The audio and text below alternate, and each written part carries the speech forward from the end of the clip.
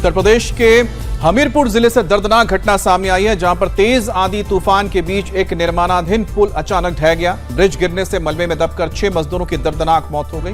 वहीं अभी भी कई मजदूरों के फंसे होने की आशंका जताई जा रही है। तो कल तेज आंधी तूफान आया था, जिसकी चपेट में आने से एक निर्माणाधीन पुल का हिस्सा गिर गया और इसमें दबने से कई लोगों की जान गई है। अभी भी बताया जा रहा है कि कई लोग मलबे में दबे हो सकते हैं। तो ये तस्वीरें आप देख रहे हैं उत्तर प्रदेश के हमीरपुर की है, जहां पर पुल का निर्माण किया जा रहा था।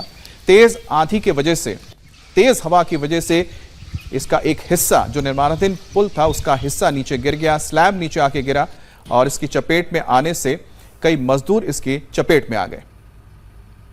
के लिए बेतवा में ब्रिज बन रहा था पुल, एक कोठी टूटने से 4 लोगों की मौत हो चुकी है मौके पे, बाकी अन्य लापता हैं। अभी क्या कारण रहा, कैसे हादसा हुआ? पुल की कोठी टूट गई आंधी तूफान के कारण। तूफान के कारण। तो क्या रात में काम चल रहा था? रात में काम चल रहा था। अभी 4 लोग मौके में ऊपर फंसे हैं, वो खड़े हैं। तो सीधी तस्वीरें आप देख पा रहे हैं कि किस तरह से वहां पर रेस्क्यू ऑपरेशन चलाया जा रहा है। इस पर और ताजा अपडेट के लिए सीधे बात करते हैं हमारे संवाददाता विशाल प्रताप सिंह से। विशाल, आपके पास ताजा अपडेट क्या है? किस तरह से इस रेस्क्यू ऑपरेशन को आगे बढ़ाया जा रहा है?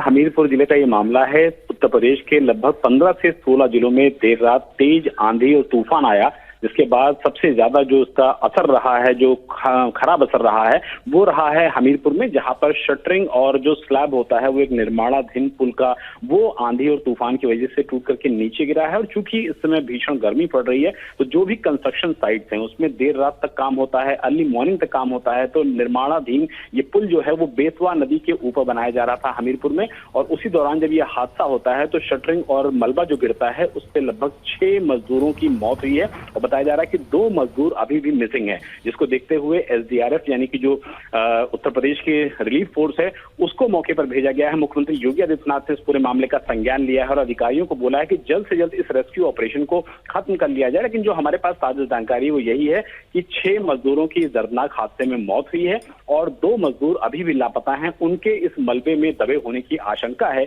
यही वजह है कि जिला प्रशासन जो है, पुलिस की जो टीमें हैं, फायर विभाग की जो टीमें हैं और एसडीआरएफ, ये सारी टीमें मिलाकर के एक संयुक्त ऑपरेशन समय चला रही हैं, ताकि इस रेस्क्यू को जल्द से जल्द कंप्लीट किया जा सके और जो 2 मजदूर अभी भी लापता हैं उनका पता लगाया जा सके, और अगर कोई पॉसिबिलिटी है उनको बचाने की तो उस पॉसिबिलिटी को जल्द से जल्द एक्सप्लोर कर लिया जाए। इसके लिए पूरा जिला प्रशासन एसडीआरएफ के साथ राहत और बचाव कार्य में लगा हुआ है। अमित, बिल्कुल, जैसा कि विशाल बता रहा है कि रेस्क्यू ऑपरेशन अभी भी जारी है और आप देख सकते हैं कि बहुत ही हैवी मशीनरी वहां पर रखी हुई है और लोहे के जो बड़े बड़े आप देख सकते हैं कि पिलर्स हैं वो भी वहां पर रखे हुए हैं, तो इनको हटाने के लिए भी वक्त लगेगा। बहरहाल यहां पर अभी रेस्क्यू ऑपरेशन जारी है। वही उत्तर प्रदेश में प्राकृतिक आपदा से ज्यादातर जिलों में हाहाकार मचा हुआ है। आंधी तूफान और बिजली से हुई जनहानि और आर्थिक नुकसान का सीएम ने संज्ञान लिया। सीएम ने मृतकों के प्रति संवेदना भी व्यक्त की और 24 घंटे में मुआवजा देने का भी निर्देश दिया है। सीएम योगी आदित्यनाथ ने सभी वरिष्ठ अधिकारियों को मौके पर जाकर प्रभावित परिवारों की हर संभव सहायता करने के भी निर्देश दिए। साथ ही प्रभावित परिवारों से बात कर अधिकारियों को संभव सहायता देने को भी कहा है। और हमारे साथ विशाल जुड़े हुए हैं। विशाल, जिस तरह से प्राकृतिक आपदा के चलते कई लोगों की जनहानि हुई है, कई लोगों की मौत हुई, इसको लेकर किस तरह से अब जो प्रदेश सरकार है आगे काम कर रही है?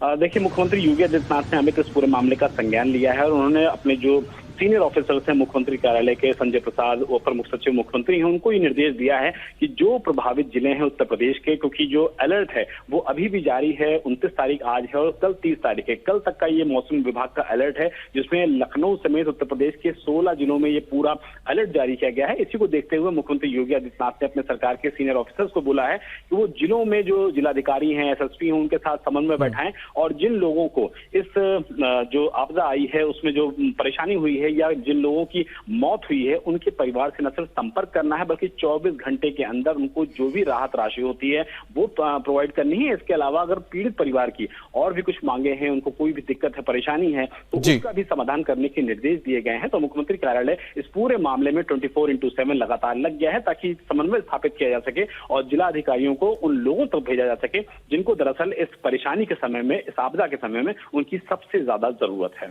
जी, बहुत बहुत धन्यवाद आपका विशाल। वहीं राजस्थान में भी कुछ ऐसा ही नजारा देखने को मिला। कस्टम साइट पर बड़ा हादसा हुआ है। कोटा में भी जो है कुछ ऐसी तस्वीरें देखने को मिली जहां रेलवे अंडरपास निर्माण के दौरान ये हादसा हुआ। निर्माण स्थल पर मिट्टी रहने से 2 इंजीनियर मलबे में दब गए, जिससे दोनों इंजीनियरों की मौके पर ही मौत हो गई। Kota Jhalawar national highway number 52 पर रेलवे अंडरपास का निर्माण चल रहा है। अंडरपास निर्माण के दौरान अचानक आसपास की मिट्टी ढह गई, जिससे वहां काम कर रहे 2 इंजीनियर दब गए। सूचना मिलने पर पुलिस और प्रशासन के अधिकारी मौके पर पहुंचे। रेस्क्यू ऑपरेशन शुरू किया गया। मलबे में दबे दोनों इंजीनियर को बाहर निकाला गया, अस्पताल पहुंचाया गया, लेकिन दोनों को बचाया नहीं जा सका।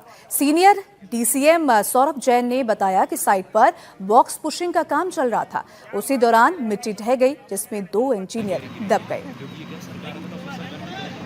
तो ये तस्वीरें आप देख रहे हैं कि किस तरह से कोटा राजस्थान जहां पर ये हादसा हुआ है। दरअसल आप देख सकते हैं कि एक रेलवे ट्रैक है। रेलवे ट्रैक के नीचे से एक अंडरपास बनाया जा रहा है, ऊपर से ट्रेन गुजर रही है। तो यहाँ पर बॉक्स जो बड़े बड़े सीमेंट के बने होते, कंक्रीट के जो बॉक्स बने होते हैं, उनको यहाँ पर फिक्स किया जा रहा था। इसी दौरान मिट्टी धंसने से इसमें 2 इंजीनियर दब गए थे। जब तक उन्हें अस्पताल ले जाया गया, उनकी मौत हो चुकी थी। अब कर्नाटक की पॉलिटिक्स का फैसला एक बार फिर से दिल्ली में होने जा रहा है। इस्तीफा देने के बाद सिद्धरमैया दिल्ली पहुंचे हैं, तो उनके पीछे डीके शिव कुमार भी दिल्ली आ गए हैं। और इस बीच बड़ी खबर यह है कि राज्यपाल से सिद्धरमैया का इस्तीफा मंजूर कर लिया गया है। राज्यपाल थावरचंद गहलोत बेंगलुरु में कल नहीं थे। कल शाम बेंगलुरु लौटने के बाद उन्होंने सिद्धरमैया का इस्तीफा मंजूर कर लिया है और नए सीएम के शपथ के लिए उन्होंने कार्यवाहक सीएम के तौर पर उन्हें कार्य करने के लिए कहा है। राजभवन की तरफ से आज की तारीख में इस्तीफा मंजूर होने की जानकारी दी गई है। नए सीएम को लेकर खबर यह है कि कर्नाटक में नई सरकार का शपथ ग्रहण 1 या फिर 3 जून को हो सकता है। लेकिन इस बीच सिद्धरमैया दिल्ली पहुंचे हैं। उन्होंने वक्त मांगा है राहुल गांधी से मुलाकात के लिए और उसके साथ डीके शिव कुमार भी दिल्ली आए हैं और माना जा रहा है उनकी भी मुलाकात होगी शीर्ष नेताओं के साथ। वही सिद्धरमैया और डीके शिव कुमार दोनों ही दिल्ली में हैं। हालांकि दोनों का एजेंडा बिल्कुल अलग अलग है। सिद्धरमैया अब से थोड़ी देर में लोकसभा में विपक्ष के नेता राहुल गांधी से मुलाकात करेंगे। सिद्धरमैया ने केवल राहुल गांधी से ही मिलने का समय मांगा है। इस मीटिंग में सिद्धरमैया के नए पॉलिटिकल रोल को लेकर चर्चा हो सकती है। तो वहीं डीके शिव कुमार भी आज पार्टी हाईकमान से मुलाकात करेंगे। आज देर शाम या कल विधायक दल की बैठक हो सकती है, जिसके बाद शिव कुमार सरकार बनाने का दावा पेश करेंगे। दिल्ली में आज शपथ के कार्यक्रम और मंत्रिमंडल को लेकर चर्चा हो सकती है। आज कर्नाटक के 8 मंत्री भी दिल्ली में हैं। ये मंत्री भी हाईकमान से मुलाकात कर सकते हैं और चर्चा ये भी है कि कर्नाटक में 3 डिप्टी सीएम हो सकते हैं। साथ ही पुराने मंत्रिमंडल से 15 से 20 मंत्रियों की छुट्टी भी हो सकती है। कुल मिलाकर आज दिल्ली में कांग्रेस के लिए बड़ी हलचल का दिन रहने वाला है। तो आज का दिन कांग्रेस के लिए काफी हलचल वाला है, क्योंकि कर्नाटक में इस वक्त सिद्धरमैया सीएम पद से इस्तीफा दे चुके हैं। उनका इस्तीफा गवर्नर की ओर से यानी थावरचंद गहलोत राज्यपाल ने मंजूर कर लिया है और दूसरी तरफ दोनों नेता यानी कि पूर्व मुख्यमंत्री इस वक्त हो गए हैं सिद्धरमैया और जो आने वाले वक्त के मुख्यमंत्री हैं डीके शिव कुमार, दोनों ही दिल्ली में मौजूद हैं।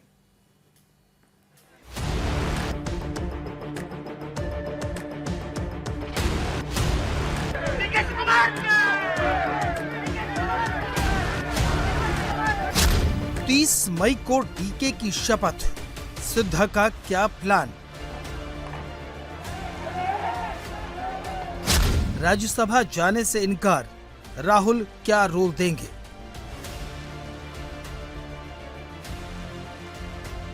सीएम पद से इस्तीफा दे चुके सिद्धरमैया और सीएम पद की शपथ लेने जा रहे डीके शिव कुमार, दोनों इस वक्त दिल्ली में हैं। कर्नाटक में इस्तीफे की औपचारिकता पूरी करने के बाद सिद्धरमैया जयपुर के रास्ते दिल्ली पहुंच चुके हैं। देर शाम डीके शिव कुमार भी दिल्ली पहुंचे। उससे पहले बेंगलुरु में शिव कुमार को विदा करने पहुंचे समर्थकों का जोश बता रहा है कि कर्नाटक में डीके का दौर शुरू हो चुका है।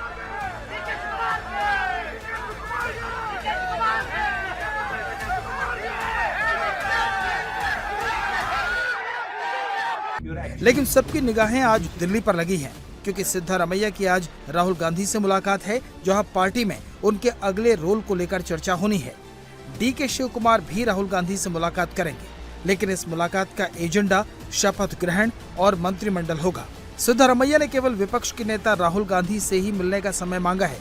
कांग्रेस अध्यक्ष मल्लिकार्जुन खड़गे से कोई समय नहीं मांगा। हालांकि खबर यह भी है कि सिद्धरमैया सोनिया गांधी से भी मुलाकात कर सकते हैं। कांग्रेस की नजर में सिद्धरमैया ओबीसी का बड़ा चेहरा है। पार्टी उन्हें राज्यसभा के जरिए नेशनल पॉलिटिक्स में विरोधियों के खिलाफ इस्तेमाल करना चाहती है, लेकिन सिद्धरामैया ने साफ कर दिया है कि वो कर्नाटक की राजनीति में डटे रहेंगे। मैंने पार्टी हाईकमान के सुझाव पर अपना इस्तीफा दे दिया है। मैंने पार्टी हाईकमान को बता दिया है कि मैं राज्यसभा नहीं जाना चाहता। मैं अपनी आखिरी सांस तक कर्नाटक की राजनीति में बना रहूंगा। 5 ಗ್ಯಾರಂಟಿ ಯೋಜನೆಗಳನ್ನು ಕೂಡ ಘೋಷಣೆ ಮಾಡಿದ್ದು। दिल्ली में आज दूसरी बड़ी हलचल डीके शिवकुमार को लेकर रहने वाली है। सिद्धरामैया के इस्तीफे के बाद अब कर्नाटक में नई सरकार के गठन की प्रक्रिया शुरू होनी है। सूत्रों के मुताबिक डीके शिवकुमार को आज या कल शनिवार को कांग्रेस विधायक दल का नेता चुना जा सकता है। विधायक दल का नेता चुने जाने के बाद शिवकुमार सरकार बनाने का दावा पेश करेंगे। खबर यह भी है कि शपथ ग्रहण के लिए डीके शिवकुमार ने अपने ज्योतिष से 3 तारीखें मांगी हैं। इसके साथ साथ ये भी देखा जा रहा है कि राहुल गांधी और प्रियंका गांधी किस दिन उपलब्ध रह सकते हैं। शपथ के साथ शिवकुमार का सबसे बड़ा एजेंडा मंत्रिमंडल का गठन है। इस वक्त कर्नाटक के 8 मंत्री केजे जॉर्ज, बी सुरेश, संतोष लाड, सतीश जारकीहोली, प्रियांक खरगे, महादेवप्पा और यथेंद्रा भी दिल्ली में हैं। जाहिर है डीके सरकार के फॉर्मेट पर बड़ी माथापच्ची होने वाली है। खबर है कि कर्नाटक में 32 में से करीब 25 मंत्रियों की छुट्टी की जा सकती है। डीके शिवकुमार के मंत्रिमंडल में वोक्कालिंगा प्रभाव दिखेगा। 15 से 20 नए चेहरे शिवकुमार मंत्रिमंडल का चेहरा बन सकते हैं। शिवकुमार के साथ 3 डिप्टी सीएम भी बनाए जा सकते हैं। पार्टी ओबीसी या दलित चेहरे को डिप्टी सीएम बना सकती है। यानी कांग्रेस की हलचल एक्शन पैक्ड रहने वाली है। वही एक्शन कर्नाटक में भी दिख रहा है। ये तस्वीरें बेंगलुरु की हैं, जहां डीके शिवकुमार के पोस्टर लग गए हैं। दूसरी तस्वीर शिवमोगा की है, जहां सिद्धरामैया समर्थक सड़कों पर उतर आए हैं और सिद्धा इस्तीफा मत दो की मांग करने लगे। समर्थकों का कहना है कि सिद्धरामैया को हटाना पिछड़े वर्गों की आवाज को कमजोर करना होगा। सिद्धरामैया के समर्थन में हो रहे प्रदर्शनों के बीच बीजेपी को राहुल गांधी पर हमला करने का एक बड़ा मौका मिल गया है। बीजेपी ने राहुल गांधी को ओबीसी विरोधी करार दिया है। और सीधा रुख करते हैं, हमारे 2 संवाददाता जुड़ गए हैं। टी राघवन हमारे साथ बेंगलुरु से हैं और साथ ही विजयलक्ष्मी हमारे साथ दिल्ली से हैं, क्योंकि सारी हलचल विजयलक्ष्मी आज दिल्ली में देखने को मिलेगी। इस वक्त आप कहां पर मौजूद हैं? दूसरी बात है कि कितने बजे राहुल गांधी से मुलाकात का वक्त मिला है इस वक्त सिद्धरामैया को? देखिए अमित, जस्ट अभी 1 सेकंड पहले सिद्धरामैया की गाड़ी जो है वो अंदर गई है 10 जनपद पर। ये कांग्रेस की जो पार्लियामेंट्री पार्टी की चेयरपर्सन है सोनिया गांधी, उनका घर है। राहुल गांधी भी अपनी मुलाकातें जो हैं अक्सर नेताओं से यही करते हैं 10 जनपद पर। तो उम्मीद की जा रही है सोनिया गांधी और राहुल गांधी दोनों से उनकी मुलाकात यही होगी 10 जनपद पर। और आज की बैठक, हालांकि वो अपना आभार प्रकट करने के लिए आ रहे हैं कांग्रेस के शीर्ष नेतृत्व को। कल प्रेस कॉन्फ्रेंस में भी उन्होंने ये बात कही थी, लेकिन साथ ही जो प्लान उनको पार्टी ने दिया राज्यसभा आने का, जिसको वो नकार चुके हैं, पब्लिकली भी जिसकी बात कर चुके हैं, वो भी अपना एक मत जो है एक आधिकारिक औपचारिक तौर पर कांग्रेस के शीर्ष नेतृत्व को उससे अवगत कराएंगे सिद्धरामैया। और इसके अलावा मुझे लगता है कि कैबिनेट में क्या वो किस तरह की आगे की जो सलाह वो देते हैं अगली सरकार के गठन के लिए, उस तमाम चीजों पर चर्चा होगी। देखना ये होगा कि सिद्धरामैया दिल्ली आने का ऑफर ठुकरा चुके हैं, क्या उनसे कोई मान मुनव्वल होता है या फिर वो अपने साथ कोई और फॉर्मूला लेकर आए हैं? क्योंकि कांग्रेस के शीर्ष नेतृत्व से जब लास्ट मीटिंग हुई थी तो उसमें कहा गया था कि हमारा ऑफर आपको ये है, अगर इसके अलावा आप कुछ और सोचते हैं, कोई और रोल अपने लिए सोचते हैं, तो आप 7 दिन के भीतर पार्टी को इसके बारे में अवगत कराएं। तो अब देखना होगा कि सिद्धरामैया, हालांकि वो राज्यसभा का ऑफर ठुकरा चुके हैं, वो कह रहे हैं कि वो सिर्फ एक महज एमएलए बनकर के राज्य में रहेंगे। कांग्रेस पार्टी 2 पावर सेंटर्स नहीं खड़े करना चाहती है राज्य में, लिहाजा वो जरूर चाहेगी कि केंद्र का रुख, दिल्ली का रुख जो है सिद्धरामैया करें और साथ ही एक बड़े ओबीसी चेहरे के तौर पर। विजयलक्ष्मी, आपने जो अहम जानकारी दी है एक बार फिर से दर्शकों को बता देते हैं। ताजा अपडेट इस वक्त है कि दिल्ली में इस वक्त सिद्धरामैया 10 जनपद पहुंचे हैं, जहां सोनिया गांधी के आवास पर मौजूद हैं। और जैसा कि हमें विजयलक्ष्मी बता रही है कि अक्सर देखा गया है कि जो तमाम बड़े नेता आते हैं उनसे राहुल गांधी मुलाकात 10 जनपद में ही करते हैं, तो थोड़ा इंतजार करना होगा। अगर वो बाहर निकलते हुए कुछ मीडिया कर्मियों से बात करते हैं तो ऐसे में हमें जानकारी मिल पाएगी। हम एक काफिला देख पा रहे हैं, अब इसमें कौन मौजूद है एक बार देखने की कोशिश कर रहे हैं। ये देखिए, ये इस वक्त एक काफिला पहुंचा है। इसके अब शीशे के अंदर कौन मौजूद है वो नेता हमें तो नजर नहीं आ रहे, लेकिन हम कोशिश करेंगे कि आखिरकार ये तस्वीर कहां की है ये हमें पता लग जाए। तो थोड़ी देर में अगर शीशा उतरता है तो समझ में आएगा कि अंदर कौन बैठे हैं।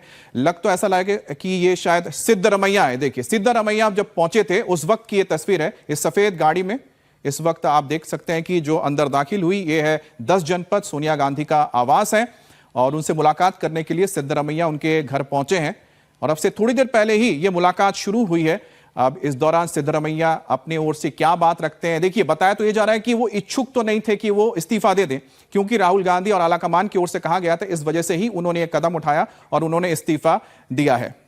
वहीं कर्नाटक के कार्यवाहक मुख्यमंत्री सिद्धरमैया अब से थोड़ी देर में राहुल गांधी के साथ मीटिंग करने वाले हैं। सिद्धरमैया के साथ 6 मंत्री भी दिल्ली आए हैं। साथ ही सिद्धरमैया के बेटे यथेंद्र भी दिल्ली आए हैं। ये सभी लोग कल शाम एक ही फ्लाइट से बेंगलुरु से दिल्ली आए। जो 6 मंत्री साथ आए हैं उनमें केजे जॉर्ज, बी सुरेश, संतोष लाड, सतीश जारकीहोली, प्रियांक खड़गे और महादेवप्पा शामिल हैं। सिद्धरमैया के बेटे यथेंद्र एमएलसी हैं, वो भी दिल्ली आए हुए हैं। तो अब सीधा टी राघवन के साथ चलते हैं और उनसे पूछते हैं कि टी राघवन, अभी क्या कुछ हलचल वहां पर मची हुई है और कौन कौन जो है मंत्री वहां पर आए हैं, ये तो हालांकि हमने बताया, लेकिन किस बात पर मंथन यहाँ पे हो सकती है?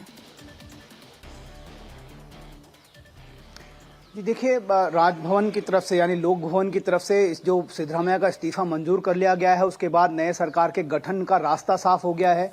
अब ये बताया जा रहा है कि आज का जो मीटिंग है दिल्ली में, उसके बाद कल सुबह यहाँ पर सीएलपी की मीटिंग बुलाई जाएगी, जिसमें डीके शिवकुमार को आधिकारिक तौर पर सीएलपी का लीडर चुना जाएगा। उसके बाद वो कल ही सरकार बनाने का दावा लोक भवन जाकर राज्यपाल थावरचंद गहलोत के सामने पेश कर देंगे।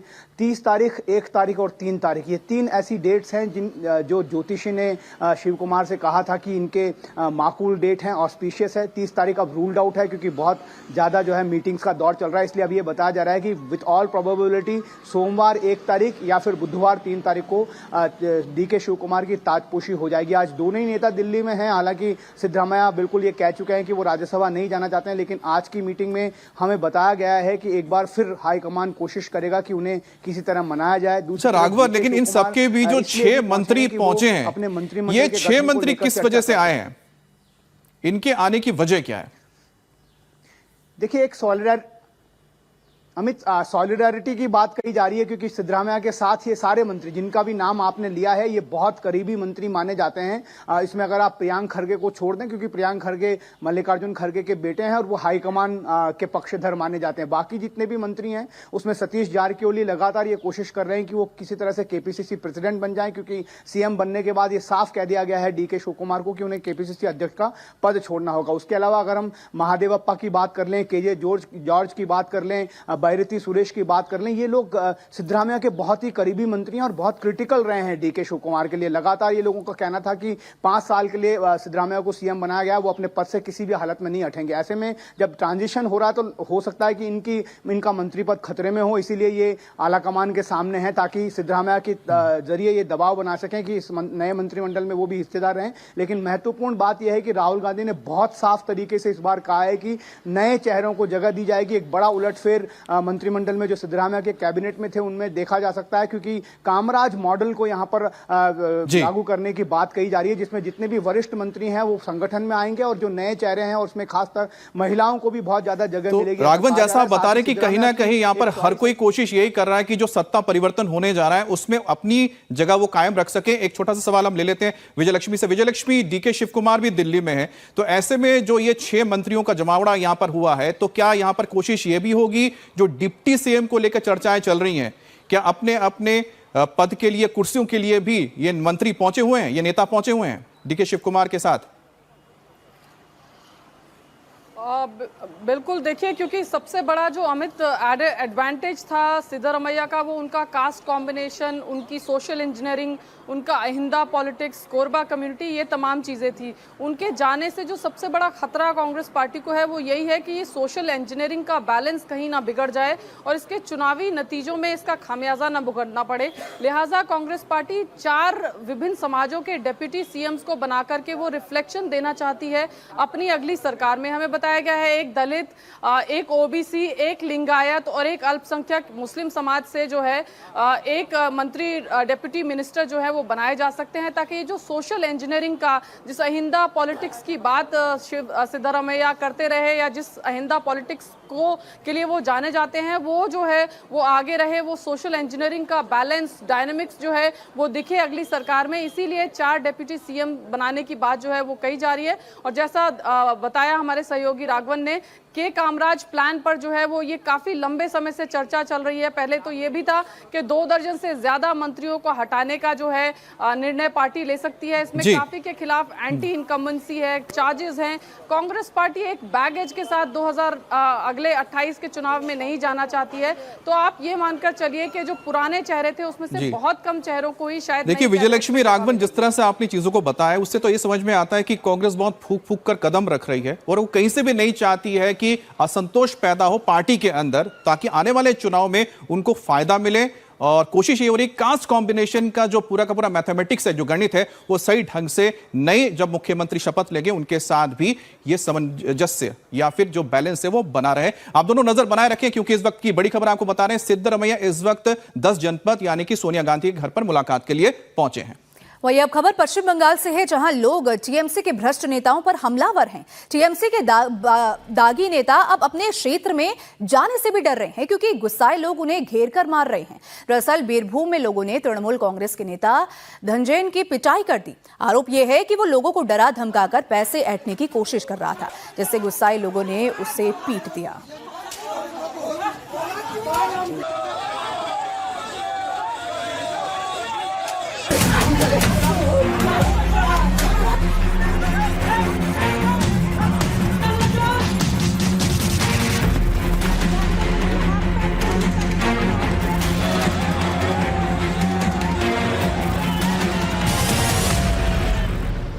कहीं दौड़ा दौड़ा कर पीटा गया, कहीं हाफ पैंट पहनाकर इलाके में घुमाया गया, कहीं अंडे फेंके गए तो कहीं महिलाओं ने घेर कर पीट दिया।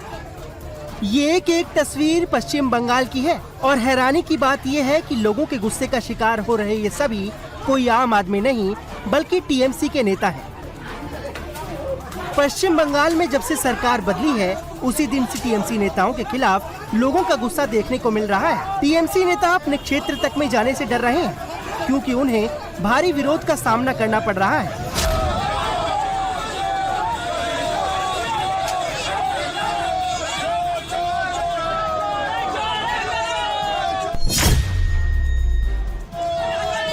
तस्वीरें नॉर्थ 24 परगना के निमता की हैं, जहां तृणमूल के सीनियर लीडर और सांसद सौगत रॉय को अपने ही संसदीय क्षेत्र में विरोध का सामना करना पड़ा। सांसद को देखकर लोग चोर चोर के नारे लगाने लगे और जब इससे भी गुस्सा शांत नहीं हुआ तो कुछ लोगों ने सौगत रॉय की कार पर अंडे फेंक दिए। दरअसल सौगत रॉय निमता थाने पर टीएमसी कार्यकर्ताओं पर हो रहे हमले को लेकर ज्ञापन देने पहुंचे थे, लेकिन उसी समय लोगों ने सौगत रॉय की गाड़ी को घेर लिया और जमकर नारेबाजी शुरू कर दी। टीएमसी का आरोप है कि हंगामा करने वाले सभी बीजेपी के कार्यकर्ता थे।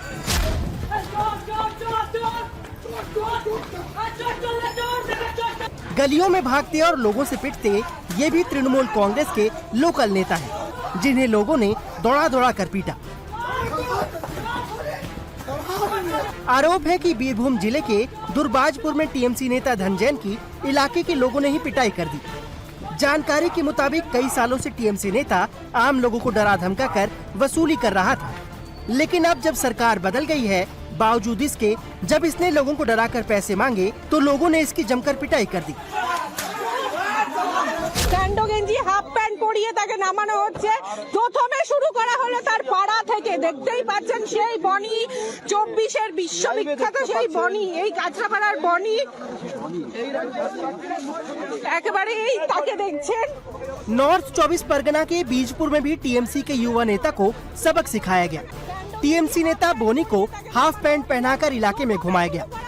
बोनी पर लंबे समय से सट्टेबाजी और धमकाने के आरोप लगते रहे हैं। चुनाव के बाद उनके खिलाफ कई शिकायतें दर्ज हुई हैं, जिसके बाद से वो फरार था, लेकिन बीजपुर पुलिस ने बोनी को मंदारमनी से गिरफ्तार कर लिया। बैरकपुर कोर्ट ने बोनी को 5 दिन की पुलिस कस्टडी में भेज दिया है, जिसके बाद पुलिस बोनी को बीजपुर विधानसभा के वार्ड नंबर 4 लेकर पहुंची, जो बोनी का ही इलाका है। पुलिस ने यहाँ बोनी के कमर में रस्सी बांधकर उसकी हाफ पैंट में परेड कराई, जहाँ लोगों ने चोर चोर के नारे लगाए। गृह मंत्री अमित शाह इन दिनों मिशन बॉर्डर पर हैं। आज वो गुजरात के बॉर्डर इलाके में है, लेकिन उनकी निगाह बंगाल से सटे बांग्लादेश बॉर्डर पर भी लगी हुई है, जहां इन दिनों अवैध बांग्लादेशियों की भीड़ लगी है, जिन्हें वापस उनके देश भेजा जा रहा है। वहीं पर बॉर्डर पर फेंसिंग का काम भी तेज हो गया है। खास बात तो यह कि बंगाल में अब खुद आम लोग अपनी जमीन फेंसिंग के लिए दे रहे हैं। कूच बिहार में कुछ आम लोगों ने सरकार को बांग्लादेश से सटे बॉर्डर पर फेंसिंग के लिए अपनी जमीन दे दी। बांग्लादेशी घुसपैठिए बंगाल से वापस जाने लगे हैं। पश्चिम बंगाल में बॉर्डर पर जो कतारें लगी हैं, अब उन्हें बांग्लादेश की तरफ भेजा जा रहा है। हाकिमपुर में अचानक घुसपैठियों की भीड़ उमड़ आई थी, लेकिन बीएसएफ ने बेहद संवेदनशीलता के साथ बांग्लादेश बॉर्डर गार्ड्स के साथ समन्वय किया और अब ये भीड़ कम हो रही है। हालांकि पश्चिम बंगाल में अवैध तौर पर रह रहे बांग्लादेशियों की नई खेप हर रोज बॉर्डर पर पहुंच रही है। गैर कानूनी तरीके से भारत में आए लोग अब इस वक्त बांग्लादेश वापस जाने के लिए यहाँ पर हाकिमपुर चेक पोस्ट पर इकट्ठे हुए हैं। एक के बाद एक पुलिस और बीएसएफ के द्वारा उन्हें लाइनों पर लगाया गया है और इस लाइन के जरिए उन्हें बीएसएफ का चेक पोस्ट के अंदर ले जाया जाएगा और उसके बाद उनका दस्तावेज जो है उनके पास बांग्लादेश का, वो सभी दस्तावेज को निरीक्षण किया जाएगा और उसके बाद उन्हें वापस अपने देश यानी कि बांग्लादेश भेजा जाएगा। तो दिन प्रतिदिन ऐसे ही देखा जा रहा है कि सैकड़ों लोग यहाँ पर पहुंच रहे हैं हर रोज बांग्लादेश वापस जाने के लिए। आज भी वैसा ही छवि देखने को मिल रहा है कि यहाँ पर 100 से अधिक बांग्लादेशी जो कि अलग अलग समय पर भारत में आए थे गैर कानूनी तरीके से, वो वापस जाने के लिए चेक पोस्ट पर इंतजार कर रहे हैं। बांग्लादेश में घुसपैठियों की पहचान का काम तेजी से चल रहा है। कई जगहों पर होल्डिंग एरिया बनाए गए हैं। केवल 19 दिनों में शुभेंदु अधिकारी ने दिखा दिया कि दृढ़ इच्छा शक्ति से इस राष्ट्रीय समस्या का समाधान सरल तरीके से हो सकता है। यही वजह है कि देश के गृह मंत्री अमित शाह ने बंगाल से 2000 किलोमीटर दूर गांधीनगर में शुभेंदु सरकार के एक्शन की तारीफों के पुल बांध दिए। कि पहले ममता के शासन में हर रोज घुसपैठ होती थी, अब घुसपैठ करने वाले अपने आप वापिस जाने लगे हैं, अपने आप जाने लगे। शुभेंदु जी ने, भाजपा बंगाल सरकार ने डिटेंशन सेंटर बनाए हैं, मगर हम सब लोग चाहते हैं कि जो घुसपैठ कर अवैध तरीके से आए हैं वो अपने आप जहां से आए हैं वहां वापिस चले जाए। अगर वो अपने आप चले जाते हैं तो बंगाल सरकार भी उन पर कोई केस नहीं करेगी, जाने के लिए उनकी सहायता भी करेगी। मैं आशा रखता हूं कि जब अभियान चले पहचान का, उसके पहले ही ढेर सारे लोग अपने आप चले जाएंगे।